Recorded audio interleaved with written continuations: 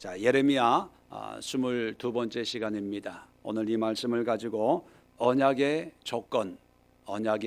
조건이라고 하는 말씀으로 은혜를 나누고 기도하는 시간을 가지려고 합니다. 자, 1절에 보니까 하나님께서 예레미야에게 말씀합니다.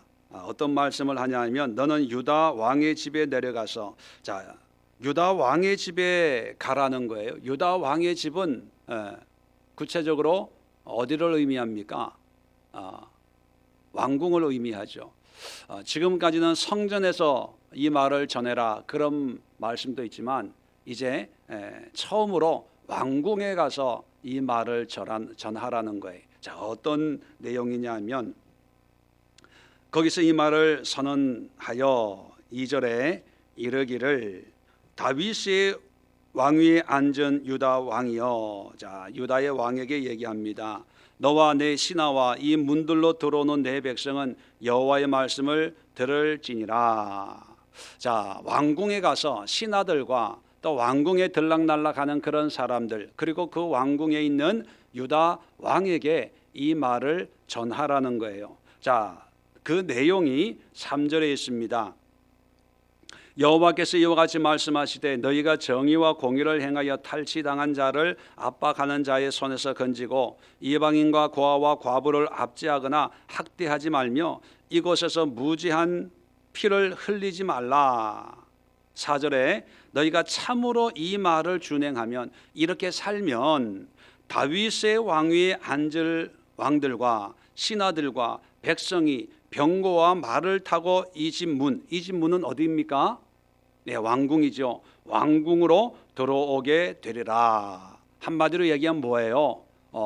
나라가 부강해지고 강성해진다는 거죠. 자, 그런데 그러나입니다. 5절에 너희가 이 말을 듣지 아니하면 내가 나를 두고 맹세하노니 이 집은 뭐예요? 왕궁이에요. 왕궁이 황폐하리라. 그렇게 말씀합니다.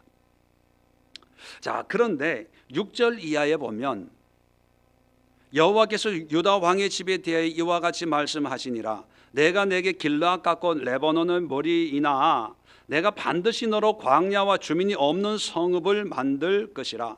내가 너를 파멸할 자를 준비하리니 그들이 각기 손에 무기를 가지고 내 아름다운 백향목을 찍어 불에 던지리라. 여러 민족들이 이 성읍으로 지나가며 서로 말하기를 여호와가 이 큰 성읍에 이같이 행하면 어찌 됨인고 하겠고, 그들이 대답하기를 이는 그들이 자기 하나님의 여호와의 언약을 버리고 다른 신들에게 절하고 그를 섬긴 까닭이라 하셨다 할지니라. 자, 하나님의 말씀에 순종하면 나라를 강성하게 해주는데 그렇지 않으면 하나님이 심판하겠다는 거예요. 자, 그런데 6절 이하에 지금 현실을 보면 유다라고 하는 이 나라를 하나님께서 부강하게 해준다는 겁니까? 아니면 다른 나라에 침입을 받고 포로로 끌려가고 다른 나라가 이 나라를 쑥대밭으로 만들어 버릴 것이다, 그렇게 얘기하고 있습니까? 네, 쑥대밭 만들어 버리겠다는 거예요. 그리고 지나가는 사람들이 왜 이렇게 됐는지를 자기들이 알아요. 9절에 보면 그들이 자기 하나님 여호와의 언약을 버리고 다른 신들에게 절하고 그를 섬긴 까닭에 이렇게 됐다. 다른 사람들이 그 이유를 알 정도로 참 비참하게 나라가 망하게 하겠다는 것입니다. 자, 여기서 왜 왕궁에 가서 이 말을 전해야 되냐 하면, 자, 당시 상황으로 조금 돌아가면 이 말씀을 이해하려면 당시 상황을 좀 이해할 필요가 있는데, 자, 하나님께서 계속해서 이사야나 예레미야를 통해서 회개해라, 내게로 돌아와라, 그렇지 않으면 북이스라엘이 망한 것처럼 너희도 바벨론의 포로로 끌려가고 이 나라가 망하게 될 거다, 계속해서 말씀을 전했어요. 그런데 이 유다 왕들이나 유다 백성들이 그 하나님의 말씀에, 물론 선지자를 통해서 말씀하는 거죠. 그 선지자들의 말을 들었을까요? 안 들었을까요? 안 들었어요. 왜 안 들었을까요? 그들이 믿음이 없어서 안 들었을까요? 믿음이 좋아서 안 들었을까요? 네, 믿음이 좋아서 안 들었어요. 믿음이 정말로 좋았어요. 뭘 믿냐 하면 이 예루살렘, 이 유다는 하나님과 언약을 맺었다는 거예요. 그 유명한 언약이 뭡니까? 다윗의 언약. 다윗과 언약을 맺었기 때문에 하나님은 다윗의 왕위를 대대로 보장해 준다. 그러니까 이 유다, 이 예루살렘은 망할 수 있다 없다? 없다는 거예요. 그걸 너무 열심히 믿은 거예요. 그러다 보니까 이 나라 왕위는 북이스라엘은 죄를 보면서 하나님께서 치셨지만 이 남쪽 유다는 다윗과 맺은 언약이 있고 또 이 남쪽 유다의 성전이 있잖아요. 하나님의 집은 무너질 수 있다 없다? 없다는 걸 너무 열심히 믿은 거예요. 성전이 무너질 수 없으니까 예루살렘이 망할 수가 없는 거예요. 하나님의 성, 하나님의 집이 어떻게 망하겠냐? 하나님이 친히 말씀하신 그 다윗의 언약이 있는데 하나님이 지켜줄 거다라고 정말 잘 믿었어요. 그러니까 누가 와서 얘기를 해도 안 듣는 거예요. 쓸데없는 소리 하지 마라. 하나님이 피할 길을 열어주실 것이다. 그리고 하나님이 애굽을 통해서 다른 열강들을 통해서 우리를 도와줄 거니까 걱정하지 마, 이렇게 생각을 하고 있었습니다. 자, 왕부터 신하들이 다 그런 생각을 하고 있으니까 하나님이 예레미야를 왕궁에 보내는 거예요. 왕궁에 보내가지고 왕들에게 이 말을 전하라는 거예요. 그런데 왕궁에 있는 왕들은 뭐를 열심히 믿었다고요? 다윗의 언약을 믿었어요. 그런데 여러분, 다윗의 언약이라고 하는 것이 다윗의 혈통이면 무조건 하나님이 지켜준다는 걸까요? 아니면 다윗의 삶처럼 살 때 하나님이 언약을 지킨다는 걸까요? 네, 우리는 알아요. 다윗의 삶, 다윗의 신앙으로 살아갈 때 하나님이 약속을 지킨다는 거예요. 그런데 이 어리석은 이 이스라엘이 아니죠. 유다 왕이나 거짓 제사장이나 거짓 선지자나 백성들이나 신하들이 믿었던 건 뭐냐면 우리는 누구의 후손이다? 다윗의 후손이다. 우리가 어느 나라 백성이냐? 유다의 백성이다. 유다의 하나님은 누구냐? 여호와 하나님이다. 그러니까 여호와 하나님의 백성이니까 우리는 망할 수 있다 없다? 없다라고 생각한 거예요. 화요일 날 성경 공부 하신 분들은 알지만 이런 역사를 보는 관점이 세 가지가 있다고 말씀을 드렸어요. 첫 번째 관점은 신명기적 관점. 무조건 순종하고 충성하고 하나님의 말씀대로 살면 하나님이 복을 주신다. 그런 관점이 있고, 또 두 번째 관점은 뭐예요? 역대기적 관점. 역사와 전통으로 다윗과 언약을 했으니까 언약하신 하나님은 반드시 그 언약을 지키신다는 것을 믿는 것을 역대기적인 관점이다, 그렇게 얘기합니다. 바로 이 유다 왕들이 그리고 신하들이 유다 백성들이 가지고 있었던 관점이 어떤 관점이라고요? 신명기적 관점이에요? 역대기적 관점이에요? 역대기적 관점. 역대상하를 읽어보면요, 유다는 쏙 빼고 남쪽 유다의 어떤 왕들로만 다시 기록을 하고 있어요. 그것은 뭐냐면 하나님의 역사는 남쪽 유다를 통해서 역사하신다는 것을 이제 이 사람들이 그 역대기 상하를 보면서 그렇게 이해를 한 거예요. 우리는 망하지 않아. 우리는 적들에게 무릎 꿇을 수 없어. 왜냐하면 하나님의 약속이 있으니까, 하나님의 말씀이 있으니까 그랬던 거예요. 자, 그런데 여러분, 언약이라고 하는 것은 두 가지 면이 있다고 말씀을 드렸습니다. 약속은 하나님과 우리 인간이 약속을 했다, 언약을 했다라고 하는 것은 하나님이 하나님의 일을 하시고 인간은 인간의 일을 할 때 그 결과에 따라서 합당한 일을 했을 때 그 약속이 실현이 되는 거예요. 그러니까 쌍방이 노력을 해야 되는 거예요. 그 노력하는데 어떤 노력을 하냐? 약속을 이행하는 노력을 해야 되는 거예요. 자, 그러면 다윗의 약속은 어떤 내용을 담고 있을까? 우리가 먼저 기본적으로 한번 살펴볼 필요는 있겠죠. 자, 열왕기 사무엘하 7장을 봅니다. 자, 이 이스라엘 사람들이, 유다 사람들이 그렇게 믿고 있던 다윗의 언약의 내용은 뭐냐는 거예요. 사무엘하라 그랬나요? 네, 사무엘하 7장 2절에 보면, 자, 1절 여호와께서 주위의 모든 원수를 무찌르사 왕으로 궁에 평안히 살게 하신 때에, 이제 전쟁이 거의 끝나고 이제 평화 시대가 됐어요. 근데 어느 날 다윗이 선지자 나단에게 이렇게 얘기합니다. 2절에 나는 백향목 궁에 살거늘 하나님의 궤는 휘장 가운데 있도다. 아직 성막 가운데 있다는 거예요. 너무 죄송하다는 거예요. 그래서 3절에 나단이 왕께 아뢰되 여호와께서 왕과 함께 계시니 마음에 있는 모든 것을 행하소서.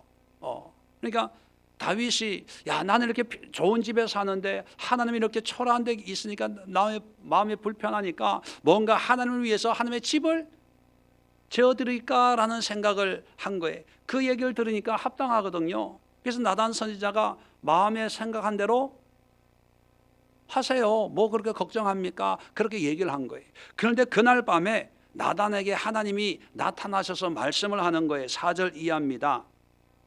내용은 뭐냐면 다윗이 백향목 집을 건축할 필요, 성전을 건축하지 말고 그 아들이 건축하게 될 거다, 그렇게 얘기해요. 그러니까 성전을 건축할 필요가 없다. 그런데 다윗의 마음을 정말로 귀하게 여겨서 내가 그를 축복하겠다. 자, 8절입니다.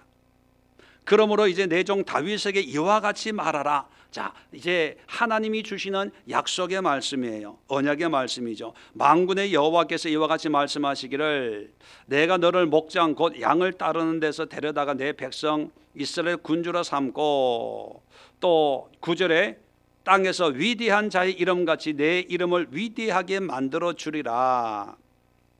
또 10절에 내 백성 이스라엘을 위하여 한 곳을 정하여 그를 심고 그를 거주하게 하고 다시 옮기지 못하게 하며 악한 종류로 전과 같이 그를 해하지 못하게 해주겠다, 그렇게 얘기합니다.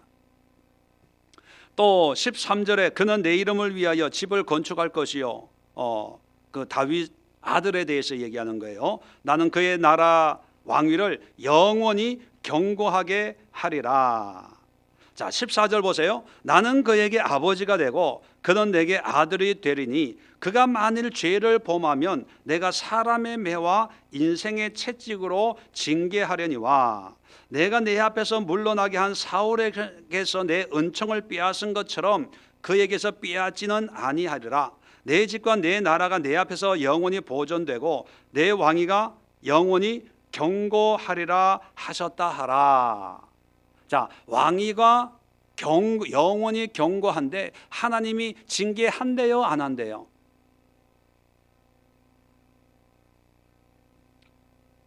(14절) 보세요.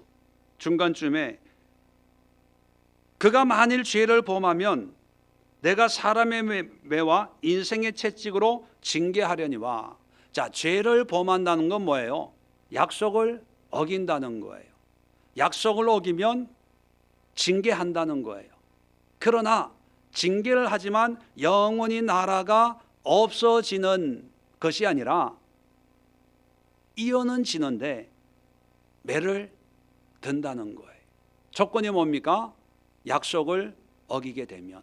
자, 그래서 하나님이 이 약속을 하시고 18절에 보면 이제 18절부터 다윗이 하나님의 약속에 대한 화답을 해요. 이 화답으로 말미암아 계약이 체결되는 거예요.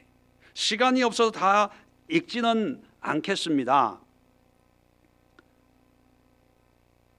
23절 7장 23절 보면 땅에 어느 한 나라가 주의 백성 이스라엘과 같으리까 하나님이 가서 구속하사 자기 백성으로 삼아 주의 명성을 내시고 그들 위해 큰 일 주의 땅을 위하여 두려운 일 애굽과 많은 나라와 그들의 신들에게 구속하신 백성 앞에서 행하셨사오며 주께서 주의 백성 이스라엘 세우사 영원히 주의 백성으로 삼으셨사오니 자 영원히 주의 백성으로 삼으셨사오니 여호와여 주께서 그들의 하나님이 되셨나이다.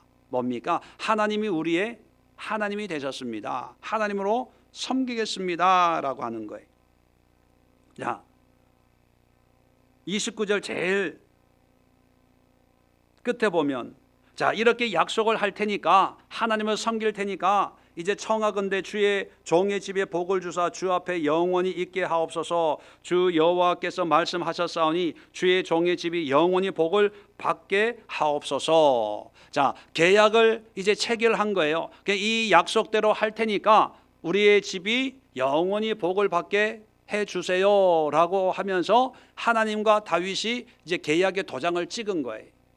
그 계약서의 내용이 뭐냐면 이스라엘 백성들 인간의 입장으로 보면 하나님을 하나님으로 섬기고 그의 백성으로 살아가겠습니다. 하나님의 백성이 되겠습니다. 하나님의 뜻을 순종하며 사는 하나님의 택한 백성으로 살겠습니다는 거예요. 자, 하나님의 약속은 계약은 뭡니까? 내가 너의 하나님이 되는 거예요. 지키고 보호하는 거예요. 그러니까 하나님은 이 백성들을 보호하고 이스라엘 백성들은 하나님의 뜻에 순종하면서 하나님을 기쁘게 하는 하나님을 왕으로 섬기는 그런 삶을 살 때 이 나라가 복을 받게 하옵소서 그런 내용이거든요. 자, 여기에 혈통적인 게 개입이 됩니까? 안 됩니까? 다윗의 후손이기 때문에 복을 받게 하소서 그런 얘기가 있어요? 없어요? 없어요. 다윗의 집안이니까 복을 받게 해주세요 그런 게 있어요? 없어요? 없어요. 조건은 하나예요.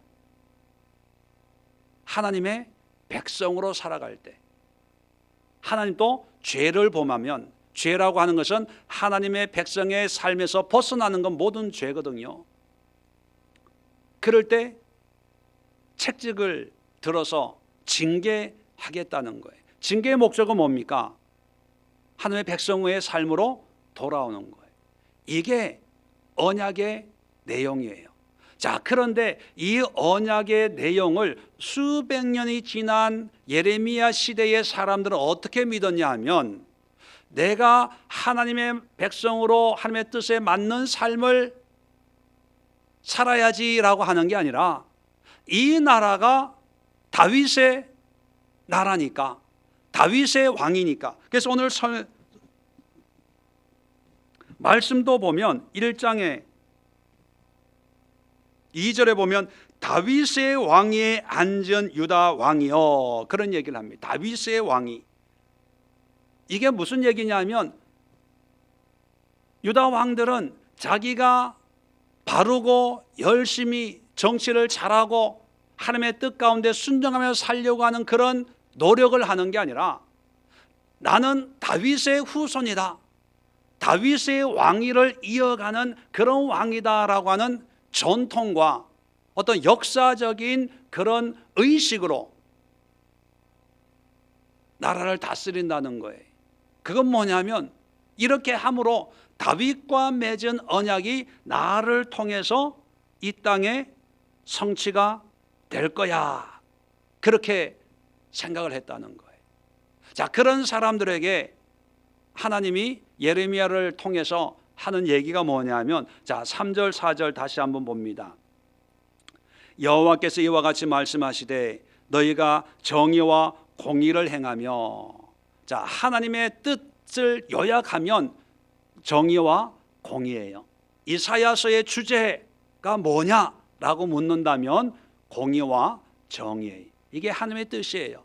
하나님의 뜻을 행하여, 자, 공의와 정의의 내용을 설명합니다. 탈취당한 자를 압박하는 자의 손에서 건지고 이방인과 고아와 과부를 압제하거나 학대하지 말며 이곳에서 무죄한 피를 흘리지 않는다면 하나님이 복을 주는데, 이 사람들의 형국이 뭐냐 하면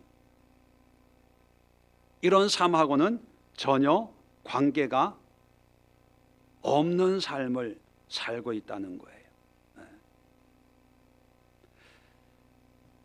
14절 15절 한번 볼까요? 이 사람들의 실제 상황을. 그가 이르기를 내가 나를 위하여 큰 집과 넓은 다락을 지으리라 하고 자기를 위해 창문을 만들고 그것에 백향목으로 입히고 붉은 빛으로 칠하도다. 자기 왕궁을 엄청 화려하게 꾸민다는 거예요. 또 15절에 내가 백향목을 많이 사용하여 왕이 될 수 있겠느냐? 내 아버지가 먹거나 마시지 아니하였으며 정의와 공의를 행하지 아니하였느냐? 그때 그가 형통하였느니라. 너희 조상들은 먹지 않고 알뜰살뜰하면서 공의와 정의를 행할 때 그때는 형통했다는 거예요. 그런데 16절 보세요. 형통했고 16절에 그는 가난한 자와 궁핍한 자를 변호하고 형통하였나니 이것이 나를 알미 아니냐. 이것이 나를 알미 아니냐. 밑줄 그어놓으세요. 자, 여기 하나님을 안다라고 하는 것은 지식적인 알을 얘기하는 거예요. 삶의 순종함의 삶을 얘기하는 거예요. 삶을 얘기하는 거예요. 오늘날 하나님을 안다, 예수님을 안다, 성경을 안다라고 하는 것은 설교 몇 번 들어보고 교회 생활 몇 달 해보면 다 안다고 해요. 교회가 이런 거 아닙니까? 성경의 내용이 이런 게 아닙니까? 뭐 신앙은 이런 게 아닙니까? 예, 그 안다고 하는 내용들을 안다고 얘기하는데 그건 아는 게 아니에요. 오늘날 세상적인 아는 거예요. 성경에서 안다라고 하는 것은 뭐냐 하면 하나님의 말씀을 듣고 그 말씀으로 살아내는 것을 아는 거예요. 자, 그러면 유다 사람들은 다윗의 언약에 대해서는 알아요, 몰라요? 너무나 잘 알아요. 근데 하나님이 볼 때는 이 사람들이 다윗의 언약을 알아요, 몰라요? 몰라요. 왜요? 그렇게 안 사니까. 자, 17절입니다. 그러나 이게 현실이에요. 내 두 눈과 마음은 탐욕과 무죄한 피를 흘림과 압박과 포악을 행하리 할 뿐이니라. 뭐예요? 말로는 안다고 하지만 정작 삶을 보면 하나님의 말씀과 전혀 다르면서도 말만 하면 다윗의 언약을 하나님은 이루실 거야. 이 왕위는 결코 무너지지 않아. 예루살렘은 무너지지 않아. 성전은 무너지지 않아. 이렇게 큰 소리만 치고 있다는 거예요. 여러분, 그런데 더 마음 아픈 것은 그런 말이 있어요. 역사는 반복된다. 그런 얘기 들어보셨어요? 이런 신앙적인 역사는 역사상 한 번으로 끝나는 것이 아니라 이것이 반복된다는 거예요. 언제? 우리가 살고 있는 그 시대. 우리가 100년 뒤에 살면 100년 뒤에도 이런 신앙의 모습이 반복이 되고 우리가 1000년 뒤에 살면 그 시대도 이런 모습이 반복이 된다는 거예요. 오늘날도 여러분, 우리는 말씀을 믿습니다. 그 말씀을 언약처럼 우리는 믿어요. 죽으면 우리에게 구원이 있을 줄로 믿습니다. 예, 믿음으로 구원을 받아요. 그런데 문제는 뭐냐 하면 유다 왕들처럼 다윗의 언약을 일방적으로 믿습니다만 하는 것이 중요한 게 아니라 믿는다면 어떻게 해야 돼요? 거기에 합당한 삶을 살아내야 되는 거예요. 그럴 때 그 약속이 이루어지는 거예요. 그럴 때 하나님을 내가 알고 믿는구나, 하나님을 안다라고 하는 거예요. 그런데 오늘날 보면 유다 왕 같은 사람들이 있을까요, 없을까요? 많은 사람들이 유다 왕과 같은 그런 생각을 가지고 있어요. 설교 한번 들어보고 하나님이 믿으면 축복하신다, 기도하면 은혜 주신다, 뭐 주신다, 뭐 주신다, 이런 좋은 것만 믿고 한두 번 그렇게 하고 이제 그렇게 될 줄을 믿어요. 믿는 것이 믿음이라고 생각을 해요. 그런데 계속해서 말씀하고 있는 게 뭐예요? 믿는다면 그렇게 살아라는 거예요. 살라는 거예요. 아까도 말씀드렸지만 약속, 언약이라고 하는 것은 이중적입니다. 하나님이 하실 일은 하나님이 하시고 그 다음에 우리가 할 일은 우리가 하는 거예요. 그런데 옛날에는요, 어떻게 신앙생활 했냐면 우리가 할 일은 믿는 거다라고 생각했어요. 믿는 거. 믿습니까? 믿습니다. 그런데 그 믿는 게 뭐예요? 믿음이 있다 없다 그게 뭐예요? 믿음이 생겼다, 믿음이 크다 작다, 그 기준이 뭐예요? 길게 하면 믿음이 좋은 거예요? 그 믿음이 뭐예요? 믿음의 기준이 어디 있는 거예요? 교회 열심히 다니면 믿음이 좋은 거예요? 직분을 높은 걸 받으면 집사보다 권사가 믿음이 더 좋은 거예요? 성도보다 집사보다 안수 집사가 믿음이 더 좋은 거예요? 그러다가 신학교 가가지고 목사가 되는 게 믿음이 더 좋은 거예요? 믿음의 기준이 뭐예요? 헌금 많이만 믿음이에요? 여러분, 믿음은 믿음으로 행하는 거예요. 믿음으로 사는 거예요. 사는 거. 그래서 믿음이 좋다는 것은 믿음, 하나님의 말씀으로 순종하여 사는 그 삶이 말씀과 함께하는 삶이 될 때 믿음이 좋다, 믿음이 크다. 반대로 믿지만 아직 말씀에 순종하고 말씀대로 살지 못할 때 믿음이 적다, 믿음이 약하다, 그렇게 표현하는 거예요. 그런데 지금까지 한국교회 신앙의 관점은 뭐냐면 그냥 믿음에 있었어요. 믿음에. 그러니까 믿습니다 하고 엄한 짓 다 하는 거예요. 믿습니다 하고 사기치는 거예요. 사기쳐가지고 돈 많이 벌어가지고 교회에다가 헌금하고 11조 많이 하고, 그럴 때 우리 장로님, 우리 집사님 이렇게 11조를 1억을 하고 10억을 하고 교회를 세우고, 이런 장로님이 어디 있습니까? 여러분, 이런 장로님이 본받아서 여러분들도 축복을 받을지어다. 할렐루야, 아멘. 이게 우리의 현실이에요. 죄송하지만 물론 다 그렇다는 건 아니에요. 일반적으로. 근데 성경이 얘기하는 것은 뭐예요? 우리의 삶의 삶, 믿는다면 그렇게 살아가는 거예요. 자, 그런데 잘 보세요. 10절 이하부터 놀라운 말씀을 합니다. 자, 지금 21장에 보면 1절에 시드기야 왕 때예요. 시드기야 왕 때, 1절에 시드기야 왕이 우리 지난주에 바벨론에 쳐들어오니까 이 문제를 기도를 좀 해주십시오 하고 사람을 예레미야에게 보냈었잖아요. 자, 22장은 21장에 연결되기 때문에 미루어 연결해서 생각하면 이 당시에 왕이 누구라고요? 시드기야 왕이에요. 자, 시드기야 왕인데, 자, 10절에 보면 하나님께서 행함이 없는 언약의 당사자로서 언약을 지키는 삶이 없이 그냥 믿습니다라고 하면서 자기 자리만 지키고 있던 유다 왕들에 대한 하나님의 심판의 내용이 나와요. 자, 거기에 보면 11절에 보면 여호와께서 유다 왕 요시야의 아들 곧 그의 아버지 요시야를 이어 왕이 되었다가 이곳에서 나간 살룸에 대하여, 자, 요시야 왕이 나옵니다. 이 요시야 왕은 나이가 8살에 왕이 됐어요. 그러니까 참 어려운 지경의 왕이 됐죠. 그런데 이 요시야는요, 신앙 개혁을 일으킨 아주 훌륭한 왕이에요. 그런데 이 훌륭한 왕이 젊어서 전쟁을 하다가 애굽하고 전쟁을 하다가 무깃도에서 전사를 했어요. 전사를 하고 나서 그 아들이 이제 왕이 됐는데 살룸이라는 아들이에요. 근데 왕이 되면서 이름이 여호아하스라고 하는 이름으로 왕이 됩니다. 그런데 왕이 된 지 3개월 만에 애굽에 의해서 폐위가 되고 애굽으로 끌려가서 애굽에서 죽어요. 왕이 된 지 3개월 만에. 자, 여호아하스가 살룸이 넷째 아들이거든요.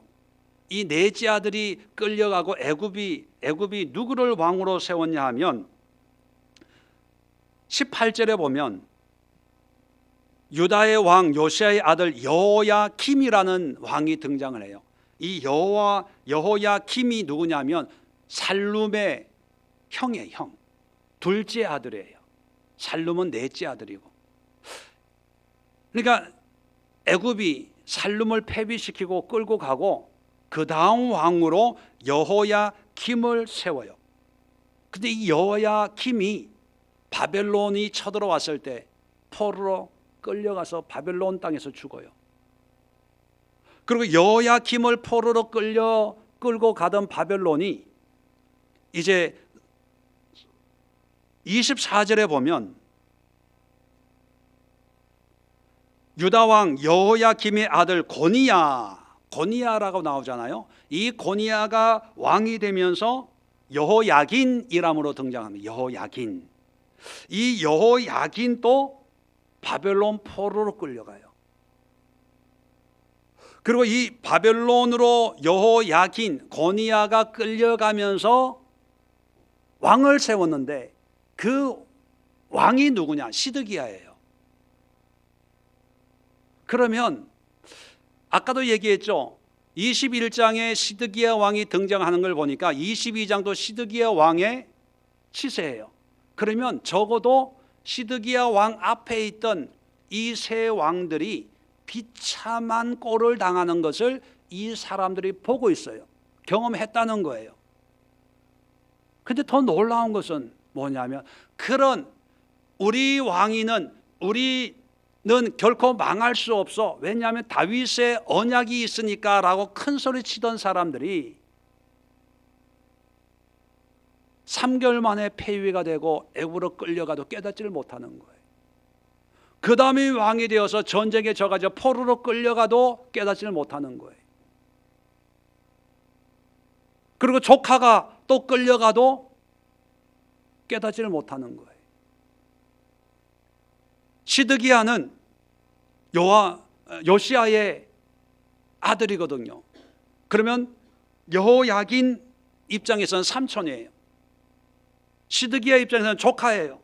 조카가 포로로 끌려가는데도 하는 얘기가 뭔지 아세요? 우리는 망하지 않아. 왜? 다윗의 언약이 있으니까. 그러고 있다니까요. 참 이게 무서운 거예요. 무서운 거. 얘기를 해도 깨닫지를 못해요. 눈앞에 보여줘도 보지를 못해요. 환난이 있고 계속해서 하나님이 사인을 줘도 내 생각에 사로잡혀 있고 내 삶에 사로잡혀 있고 내가 보고 싶은 것만 보고 듣고 싶은 것만 듣고 있으니까 이게 바뀌질 않는 거예요. 참 무섭지 않아요? 무섭지 않아요? 어떤 분들은 그렇게 얘기합니다. 하나님이 한번 나타나서 이놈 혼을 내키면 돌아올 텐데, 여러분 하나님이 무수히 혼을 냈어요. 그런데도 안 돌아와요. 안 돌아오고 있는 그 모습이 오늘 현실이에요. 하나님은 사랑의 하나님입니다. 그 얘기는 뭐냐면 끊임없이 우리에게 말씀하세요. 구약 시대에도 죄 짓는 이스라엘 백성들, 또 북이스라엘이나 남쪽 유다에 선지자들 한두 명 보냈습니까? 끊임없이 보내는데 들어요, 안 들어요? 안 들어요. 안 듣는 그 모습이 곧 누구의 모습입니까? 이 시대의 모습 아닙니까? 역사는 반복이 되니까. 오늘날도 끊임없이 설교해도 안 들어요. 내 생각이 우선이니까. 목사님, 그것은 믿음 좋은 사람들의 얘기고 그래도 나는 뭐 집사고 믿으니까 구원은 받겠죠. 여러분 웃기지 마세요. 믿습니다 한번 했다고 구원이 임할 것 같으면 그렇게 싸구려 구하는 구원을 위해서 예수님이 하나님이 자기 독생자 아들을 주셔서 그렇게 비참하게 죽이실까요? 그렇게 싸구려라면 하나님이 직접 이 땅에 오셨을까요? 저는 그렇게 생각하지 않습니다. 그만큼 값지고 귀한 거기 때문에 하나님이 친히 사람의 몸을 입고 온 거예요. 대통령이 여기 오는데 여기가 뭐 가치가 없는 곳이면 대통령이 오겠어요? 뭔가 가치가 있고 의미가 있으니까 대통령이 와가지고 사진 찍고 뭐 기자회견하고 뭐 연설하고 하지 않겠습니까? 마찬가지로 하나님이신 예수님이 이 땅에 인간의 몸을 입고 그것도 십자가에 비참하게 어린 양처럼 몸을 찢기면서 피를 흘린 그 이유가 구원이 그렇게 싸구려 구원이면 그렇게 할 필요가 있겠어요? 저는 오늘날 예수 믿는다고 하는 사람들이 다시 복음으로 돌아와야 된다고 생각합니다. 교회 다닌다고 하는 사람들에게 다시 한번 전도해야 돼요. 무엇을 위해 교회 다니냐? 무엇을 믿냐? 어떻게 사냐? 제대로 살고 있냐? 더 좋은 교회, 더 좋은 말씀, 더 큰 은혜 찾아다니지 말고 말씀 한 구절, 한 말씀 받은 그 말씀대로 살면 거기에 구원이 있어요. 우리는 좀 더 깊은 영적인 말씀, 이 성경을 쪼개는 말씀, 우리의 심령을 깨뜨리는 말씀, 더 좋은 말씀, 인터넷 찾고 뭐 책을 보고 뭐 하잖아요. 여러분 헛거예요, 헛거. 성경 속에 있는 한 절의 말씀, 그 말씀이 내 삶에 팍 박혀서 일평생 그 말씀 한 구절 붙들고 그 말씀대로 살아간다면 저는 그것이 진정한 믿음이요 신앙이라고 생각해요. 그것이 구원이라고 생각해요. 초대교회 때 요즘에 에클레시아를 얘기하지만 에클레시아에 있는 사람들이 우리가 가지고 있는 이런 신앙 지식보다 더 많아서 순교의 길을 걸었을까요? 그들이 더 깊고 영적인 지식이 많아가지고 구원의 반열에 설 수 있었을까요? 지식의 양으로 보면 오늘날 성도들이 훨씬 많아요. 비교할 수 없이 더 많아요. 그런데 에클레시아와 우리와의 차이가 어디 있냐 하면 우리는 많이 아는데 행하지 않고 살지 않고, 에클레시아는 많은 건 없는데 한마디 듣고 예수가 그리스도다, 예수가 하나님이시다, 예수가 우리의 죄를 대속했다, 이 한마디 말씀, 복음 하나에 인생이 바뀌어지고 삶이 바뀌어져서 한 구절 말씀 복음 가지고 일생을 살았던 그런 사람들. 오늘 설교 제목이 언약의 조건이에요. 유다 왕궁에 있는 사람은 나라의 위기, 나라의 그런 비참한 모습을 보면서도 믿습니다를 남발했는데 그 믿습니다가 뭐냐면 그냥 다윗의 언약이라고 믿어요.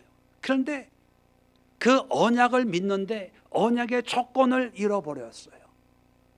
이 사람들은 그냥 내가 다윗의 후손이면, 내가 예루살렘에 살고 있으면, 성전에 예배만 열심히 드리고 있으면 하나님이 구원을 준다고 착각을 한 거예요. 그래서 예레미야를 보내가지고 하나님께서 구원의 조건을 얘기하는데 그것은 뭐냐면 공의와 정의를 행하라는 거예요. 믿습니다만 떠들지 말고, 성전에만 있지 말고, 절개만 지키지 말고, 언약만 하지 말고 공의와 정의를 행하라는 것입니다. 그렇다면 오늘 우리가 함께 기도할 기도의 제목도 동일합니다. 교회에 있다고 구원이 있습니까? 내가 직분이 있다고 구원이 있습니까? 우리가 가지고 있는 신앙이 하나님의 온전한 언약의 조건을 충족을 시켜야 되는데, 그런 조건 충족이 없이 그저 우리 생각으로, 우리 기대로, 그저 내 믿음으로